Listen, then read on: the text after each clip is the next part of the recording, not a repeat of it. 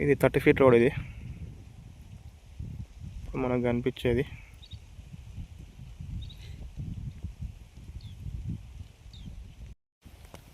ఈ ఫెన్సింగ్ వేసింది మొత్తం తోట. ఇది గేట్ ఉంటుంది. ఇదంతా 3 ఎకరాల 15 గుంటలు. ఇది మామిడి తోట. ఇబ్రహీంపట్నం ముగ్నూరు విలేజ్. 1,50,00,000 ఎకరానికి.